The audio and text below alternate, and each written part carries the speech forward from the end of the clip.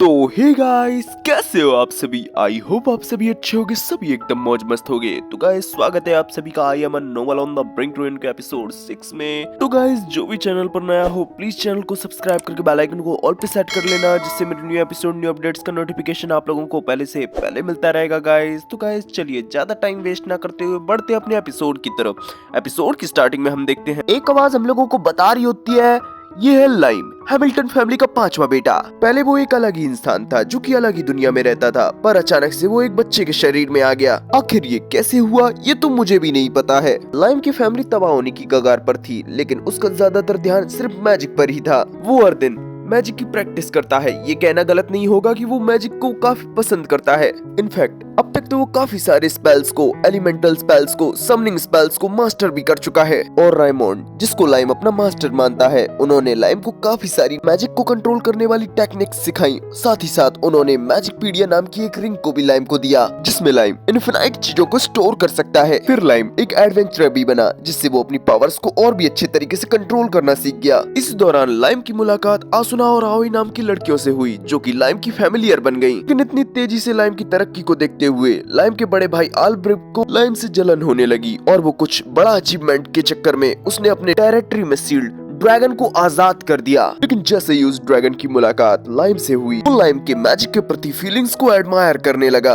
और लाइम के ही शरीर का हिस्सा बन गया। फिर कुछ समय बाद ड्रैगन रेडॉन के कहे मुताबिक पिक्सीज को बचाने के लिए लाइम ने पिक्सीज के साथ कॉन्ट्रैक्ट किया, जिससे वो एल्फ्स में इवॉल्व हो गयी। फिर सभी पिक्सीज को एक सिक्योर लाइफ देने के लिए ड्रैगन रेडॉन के कहने पर एक सील्ड लैंड नाम की जगह ढूंढी, जो कि ड्रैगन रेडॉन ने ही सील्ड की थी। और तो और जैमिल की प्रिंसेस स्कारलेट के कहने पर लाइम उन्हें भी यहाँ लाया, और इस जगह की सुंदरता और विशालता को देखकर वो लाइम के सामने झुक गईं और उनके अंडर वर्क करने लगी। इस जगह पर आकर लाइम को एक मेटल से बना हुआ गार्डियन रेडॉन भी मिला, जो कि इस जगह को गार्ड करता था, जिसको अब लाइम अपना बैटल आर्मर बना चुका है, जिससे कि वो इस जगह को प्रोटेक्ट कर सके, जो कि आगे चलकर एक बहुत ही बड़ा नेशन बनने वाला है। और तो और धीरे धीरे करके इन लोगों के साथ अलग अलग तरीके की स्पीसीज भी जुड़ने लगी हैं। तो अब बस हमें ये देखना है कि आगे क्या होता है। तभी गाइस सीन प्रेजेंट में आ जाता है, जहां हमें वहीं से दिखाया जाता है जहां पिछला एपिसोड खत्म हुआ था। लाइम की मैजिक पावर काफी ज्यादा कंज्यूम हो चुकी होती है। वो तुरंत ही रिकवर करने के लिए एक क्रिस्टल को एब्सॉर्ब कर लेता है। तभी रिकवर होने के बाद वो स्कारलेट से बोलता है, स्कारलेट, अगर तुम्हें कोई प्रॉब्लम ना हो तो क्या मैं इस गार्डियन ड्रैगन को कुछ समय के लिए अपने पास रख सकता हूँ। तभी स्कारलेट भी बोलती है, ऑफ कोर्स, वैसे भी मैं इसकी पावर को हैंडल नहीं कर पाऊंगी, इसको तो आप ही हैंडल कर सकते हैं। हम देखते हैं इस चीज को सुनकर लाइम भी काफी ज्यादा खुश हो जाता है। वो तुरंत ही गार्डियन रेडॉन को अपने आइटम बॉक्स में डाल देता है। लाइम को देखते हैं जो कि सोच रहा होता है, मेरे आइटम बॉक्स में कोई लिविंग क्रिएचर तो जाता नहीं है, इसका मतलब। तभी ड्रैगन रेडॉन बोलते हैं, हाँ ये जिंदा लगते हैं पर ये जीवित नहीं है। तभी लाइट बोलता है, तो स्कारलेट, यहाँ की चीजें तो निपट गयी, तो अब मैं गाँव जा रहा हूँ वहाँ की प्रोग्रेस को देखने के लिए। आखिर तुम्हारा क्या ख्याल है।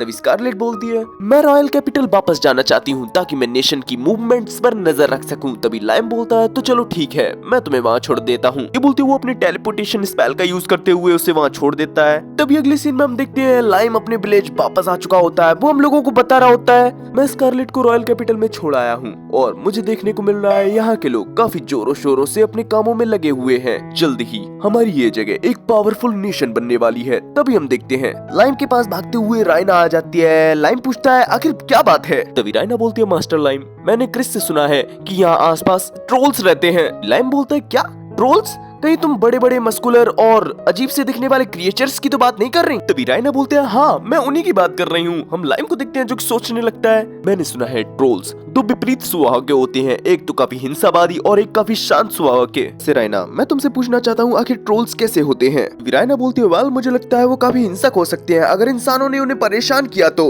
हम लाइम को देखते हैं जो कि बोलने लगता है, हम लोग यहाँ कुछ भी करके लड़ाई होने नहीं दे सकते। तभी राइना बोलती है, हाँ इसी वजह से मैंने आपको बताया कि आखिर हमें क्या करना चाहिए। तभी लाइम बोलता है, वेल तुमने मुझे बता के काफी अच्छा काम किया, लेकिन अब बाकी का मुझ पर छोड़ सकती हो। तभी अपना सीन शिफ्ट होता है। हम देखते हैं लाइम उन ट्रोल्स से मिलने के लिए जा रहा होता है। तभी उसके पैरों में एक पत्थर आके टकराता है, जिसको जैसे ही वो उठाता है उसे देखने को मिलता है वो पत्थर तो एक आयरन ओर होता है। लाइम सोच रहा होता है, यहाँ ज्यादा कोई पेड़ पौधे तो नहीं है, लेकिन सच में इस जगह पर काफी ज्यादा रिसोर्सेज हैं। तभी हम देखते हैं लाइम के पीछे में किसी के पैरों को दिखाया जाता है। लाइम भी देख लेता है कि कोई उसके पीछे है। तभी जैसे ही वो पीछे मुड़कर देखता है उसे देखने को मिलता है ये तो जायंट ट्रोल्स ही होते हैं। तभी ट्रोल्स का लीडर बोलता है, हे लड़के तुम कौन हो। तभी लाइम बोलता है, मेरा नाम लाइम है, मैं यहाँ पर एक नेशन को बना रहा हूँ और तुम्हें उसमें बुलाने के लिए आया हूँ। तभी ट्रोल्स का लीडर बोलता है, लेकिन हम तुम पर विश्वास कैसे कर लें? तुम इंसान भरोसे के लायक नहीं होते हो। तभी लाइम बोलता है, वेल तुम मुझ पर विश्वास कर सकते हो, हम तुम्हें गलत तरीके से ट्रीट नहीं करेंगे। हमारे साथ एल्व्स, मेरा मतलब पिक्सीज एंड बेयरवुल्व्स पहले ही ज्वाइन हो चुके हैं। ट्रोल्स का लीडर अटैक करते हुए बोलता है, यहाँ से चले जाओ नहीं तो तुम मारे जाओगे, मैं तुम पर भरोसा नहीं कर सकता।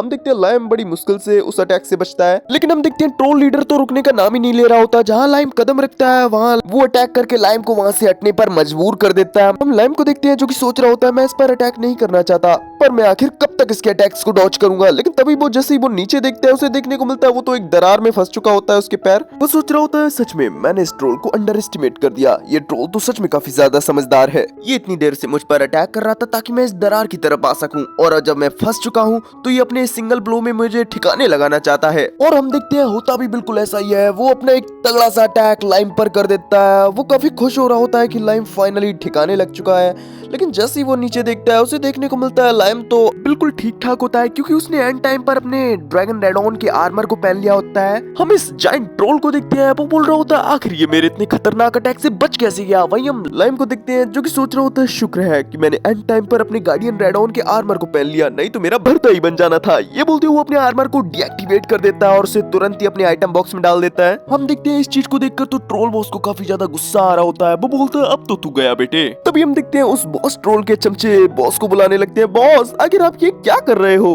तभी हम देखते हैं बॉस उन लोगों की तरफ देख के काफी ज्यादा हैरान होता है, क्योंकि वो लोग काफी इंजर्ड हो चुके होते हैं। वो बोलते हैं, आखिर तुम लोगों के संग ये कैसे हुआ। तभी लाइम बताता है, अबे जंगली सांड, तू अंधों की तरह अटैक करेगा तो और क्या होएगा, ये लोग तेरी रेंज में आ गए। अगर मैं तेरे उस लास्ट अटैक से बच जाता तो उसके इम्पैक्ट से ये लोग और भी ज्यादा इंजर्ड हो जाते। इस वजह से मैंने तेरे उस लास्ट अटैक को डॉच नहीं किया और अपने क्लोन बना के तेरे उन ट्रोल दोस्तों को बचाया। लेकिन मेरे पास ज्यादा मैजिक पावर ना होने के कारण मैंने अपने गार्डियन रेडॉन के आर्मर का यूज किया, जिससे मेरी परफॉर्मेंस बूस्ट हो गई। तभी वो ट्रोल बॉस बोलता है, वेल मुझे चीजें सही तरीके से समझ में तो नहीं आई, लेकिन चलो ठीक है, तुम जो भी बोलना चाहते हो मैं सुनने के लिए तैयार हूँ। लाइम बोलता है, देखो जैसा कि मैंने तुम लोगों को पहले बताया, मैं इस जगह पर एक नेशन बनाने वाला हूँ, लेकिन उससे पहले मैं इस जगह पर एक छोटा सा विलेज बना रहा हूँ। और प्रेजेंट टाइम में हमारे साथ एल्व्स और बेयरवुल्व्स जैसी स्पीसीज भी जुड़ चुकी हैं। तो फिर मैं बस तुम्हारे साथ बात करने आया था ताकि तुम भी हमारे साथ ज्वाइन हो सको। तभी ट्रोल बॉस बोलता है, लेकिन तुम ऐसा क्यों चाहते हो। तभी लाइम बताता है, देखो मैं दावे से तो नहीं कह सकता, लेकिन इन फ्यूचर ह्यूमंस इस जगह पर अटैक भी कर सकते हैं।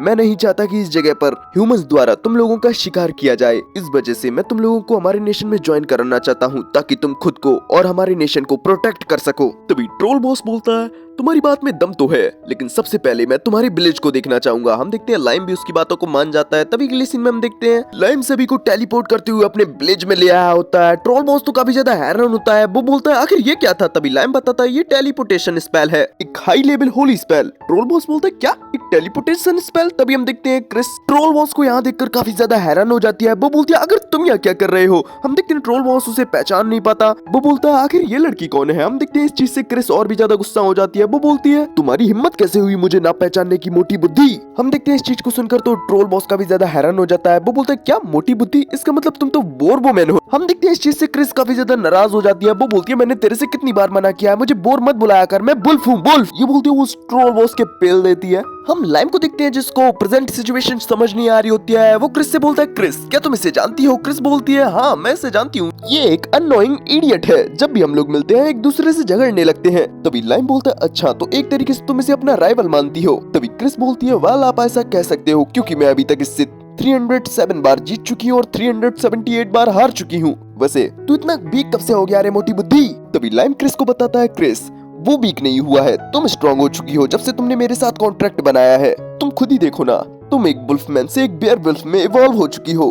तभी क्रिस भी बोलती है, हाँ आपने ये बात तो एकदम सही कही। ए मोटी बुद्धि, तू भी मेरे मास्टर के साथ कॉन्ट्रैक्ट बना ले, फिर हम लोग फाइटिंग खेलेंगे और तू मेरी बात को इनकार नहीं कर सकता। अभी तू आ रहा है। हम देखते हैं ट्रोल बॉस के पास भी कोई चारा नहीं होता, वो भी अब हाँ बोल देता है। हम देखते हैं लाइम भी तैयार हो जाता है, वो उसके साथ फैमिलियर कॉन्ट्रैक्ट करने लगता है और उसको गाय नाम देता है। हम देखते हैं कॉन्ट्रैक्ट जैसे ही कंप्लीट होता है वो तो काफी मस्कुलर बन चुका होता है, साथ ही साथ उसकी हाइट भी अब छोटी हो चुकी होती है। हम देखते हैं वो ट्रोल से गिगास में इवॉल्व हुआ होता है और साथ ही साथ अब वो क्रिस के साथ फाइट भी करने लगता है। और इस बार गाय क्रिस पर भारी पड़ रहा होता है। यहाँ तक कि लाइम भी बोलने लगता है अगर इस बंदे का एक पंच किसी नॉर्मल इंसान को पड़ा वो तो ठिकाने लगना ही है। हम देखते हैं गाय के चेले तो बोलने लगते हैं सच में बॉस काफी ज्यादा ताकतवर हो चुके हैं, वो तो लेजेंडरी गीगास में इवॉल्व हुए हैं। तभी लाइम इस चीज को सुनकर बोलता है तो चलो ठीक है अब तुम लोगों की बारी। ये बोलते हुए वो वहाँ मौजूद सभी ट्रोल्स को गीगास में इवॉल्व करने लगता है। लाइम हम लोगों को बताता है अब हम लोगों के साथ गीगास स्पीसीज भी जुड़ चुकी है, अब हम लोग और भी पावरफुल हो चुके हैं। तभी अगले सीन में हम देखते हैं लाइम ने सभी गीगास को जहाँ से लाइम को आयरन ओर मिला होता है वहाँ से काफी सारे पत्थर इकट्ठे करने के लिए बोले होते हैं, वो सभी भी ऐसा ही कर रहे होते हैं। लेकिन हम वहीं पर देखते हैं लाइम की नजरों में अच्छा बनने के लिए वहाँ पर क्रिस भी होती है, वो भी मेहनत करने की कोशिश कर रही होती है लेकिन उससे वो पत्थर उठ ही नहीं रहे होते, इनफैक्ट वो उस पत्थर के नीचे ही दब जाती है। तभी वहाँ गाय आता है जो कि क्रिस की मदद करता है और पूछता है क्या तुम ठीक हो। लेकिन हम क्रिस को देखते हैं वो तो बैटल जंकी है, वो बोलती है इस बार तो तुम जीत गए लेकिन अगली बार मैं ही जीतूंगी। ये बोलते हुए वहाँ से भाग जाती है। मौजूद तो सभी लोग काफी ज्यादा हैरान होते हैं, वो बोलते हैं आखिर इस लड़की की प्रॉब्लम क्या है। तभी अगले सीन में हमें दिखाया जाता है गाय और उसके साथियों ने मिलकर काफी सारे पत्थरों को इकट्ठा कर लिया होता है। वो लाइम से पूछता है कि आप इन सभी पत्थरों को करने क्या वाले हैं। तभी लाइम बताता है हम लोग इन पत्थरों में से तरह तरह के मेटल्स को निकालने वाले हैं। हम देखते हैं वो ये काम अपने लो लेवल स्पिरिट ग्रोम और ज़ैलामेंडर को दे देता है। तभी अगले सीन में हम देखते हैं सभी मेटल्स को देखकर लाइम बोल रहा होता है जैसा कि मैंने सोचा था सबसे ज्यादा मुझे आयरन ही मिला है, उसके बाद काफी कम मात्रा में गोल्ड कॉपर और सिल्वर भी मिला है, लेकिन मैंने सच में नहीं सोचा था मुझे यहाँ पर थोड़ा सा मिथरल भी मिल जाएगा। ड्रैगन रेडॉन भी बोलने लगते हैं वैसे देखा जाए तो इंसानों के लिए मिथरल काफी रेयर मेटल माना जाता है। लाइम भी बोलता है आप एकदम सही कह रहे हो, अब मैं गाय और उसके सभी साथियों की मदद से और भी मेटल्स को इकट्ठा कर सकता हूँ, लेकिन क्या बैटल आर्मर बनाने के लिए हम लोग सिर्फ हाई लेवल मिथरल का ही यूज कर सकते हैं। तभी ड्रैगन रेडॉन बताते हैं हर बैटल आर्मर के पीस में थोड़ा सा तो यूज करना ही पड़ता है क्योंकि दूसरे मेटल्स इतने ताकतवर नहीं होते। हम लाइम को देखते हैं जो काफी खुश होती हुई बोलता है मैंने फैसला कर लिया है, मैं और भी मेटल्स का यूज करके बैटल आर्मर्स को बनाऊंगा। तभी ड्रैगन रेडॉन बोलते हैं तुम कोशिश तो कर सकते हो लेकिन फेल हो जाओगे। तभी लाइम बोलता है अगर मैं फेल भी हो जाऊं तो भी मुझे फर्क नहीं पड़ता, फेल होने का मतलब बस यही है कि मैंने सफलता नहीं पाई, बस इतना ही। हम देखते हैं इस चीज को सुनकर तो ड्रैगन रेडॉन काफी ज्यादा हंसने लगते हैं। वो बोलते हैं अब मुझे समझ आ रहा है किसी चीज में फेल होना नहीं बल्कि सफलता ना पाना है। तभी हम लाइम को देखते हैं, वो बोलता है हाँ मैजिक भी कुछ इसी तरीके से काम करता है, हम लोग किसी स्पेल की तब तक प्रैक्टिस करते हैं जब तक हम लोग उसे मास्टर नहीं कर लेते। हम देखते हैं लाइम ने अपने सभी एलिमेंटल स्पिरिट्स को काम पर लगा दिया होता है, वो एक और बैटल आर्मर बना रहा होता है और इस बार वो आयरन से बैटल आर्मर बना रहा होता है। और जैसे ही आयरन का एलॉय उस बॉक्स में जाता है शेप के लिए, वैसे ही लाइम अपनी ड्रैगन पावर्स को भी उस शेप में डालता है। और साथ ही साथ उसके साथ फैमिलियर कॉन्ट्रैक्ट भी करता है जिसमें वो उसका नाम अपोलो रखता है जो कि सूरज के नाम पर रखता है। हमें देखने को मिलता है जैसे ही प्रोसेस कंप्लीट होती है वो बैटल आर्मर तो एक सूरज की शेप ले लेता है। ड्रैगन रेडॉन बोलते हैं ये सच में सन है। तभी लाइम बोलता है हाँ मैंने इसकी डिजाइन अपनी इमेजिनेशन से बनाई है, मैंने सोचा अगर नाम के हिसाब से इसकी डिजाइन भी बनाई जाए तो ये और भी पावरफुल हो जाएगा। ये बिल्कुल वैसा ही हुआ जैसे मैंने सोचा था, मैंने अब तक जिनको भी नाम दिए हैं वो उनकी पर्सनैलिटी के हिसाब से दिए हैं और वो लोग उनमें इवॉल्व हुए भी हैं। तभी ड्रैगन रेडॉन बोलते हैं सच में लाइम तुम काफी कमाल के हो, तुमने तो आयरन का ही अपना एक बैटल आर्मर बना डाला, तुम हमेशा ही मुझे अपनी इन चीजों से सरप्राइज कर देते हो। तभी देखते ही देखते शाम हो चुकी होती है, लाइम तो काफी ज्यादा फ्रस्ट्रेटेड हो रहा होता है क्योंकि उसके दिमाग में कोई और नाम आ ही नहीं रहा होता। तभी हमारा सीन शिफ्ट होता है, हम देखते हैं सभी लोग ट्रेनिंग कर रहे होते हैं। लाइम हम लोगों को बताता है कल शाम जैसे तैसे करके मैंने अपने दिमाग के घोड़ों को दौड़ाते हुए 15 आर्मर्स को बनाने में कामयाब रहा और मैंने तीनों ही ट्राइब्स के मेंबर्स को 5-5 करके इक्वली बांट दिया और जैसा कि आप लोग देख सकते हैं ये लोग अपनी ट्रेनिंग कर रहे हैं। हम देखते हैं लाइम भी इन सभी की फाइट को देख रहा होता है। गाय और क्रिस की फाइट को देखते हुए लाइम बोलता है मैं सोच रहा हूँ इन दोनों को एक ही टीम में डाल दूं, अगर बाई चांस इन लोगों का सामना किसी ज्यादा दुश्मनों वाली पार्टी से हो गया तो ये लोग एक दूसरे से कंपटीशन करने के चक्कर में उन सभी की हंस कर लेंगे। हम देखते हैं राइना जो कि राइम की बात सुन रही होती है वो भी हंसने लगती है। तभी हम देखते हैं लाइम को किसी अजनबी के अपने पीछे होने का एहसास होता है। हमें देखने को मिलता है पीछे तो काफी सारे गुंडे मवाली होते हैं। फिर क्या वही घिसी पिटी बातें,